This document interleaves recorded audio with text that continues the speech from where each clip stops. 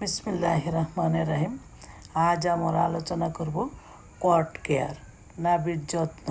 কট care বলতে কি বোঝায়? নবজাতকের নাভির অংশ পরিষ্কার ও সংক্রমণযুক্ত রাখার প্রক্রিয়াকে কট কেয়ার বলা হয়। কট কেয়ারের স্টেপ: নাভির অংশ পরিষ্কার ও শুকনো রাখা, হাত ধুয়ে নাভি স্পর্শ করা, জীবাণুমুক্ত কাঁচি বা ক্ল্যাম্প ব্যবহার করা হয়। নাভি ভেজা রাখা যাবে না। সংক্রমণের লক্ষণ ও পর্যবেক্ষণ করতে হবে। সাইন অফ কট ইনফেকশন: সংক্রমণের লক্ষণ: লালচে ফোলা, দুর্গন্ধ, পুজ বের হওয়া, জ্বর হওয়া।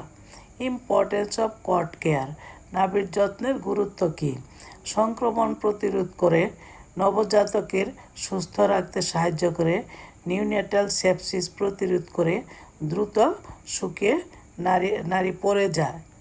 তাহলে নার্সিং ম্যানেজমেন্ট, হ্যান্ড ওয়াশিং মানে নিশ্চিত করতে হবে, স্টেরাইল টেকনিক অনুসরণ করতে হবে, মাকে নাভির যত্ন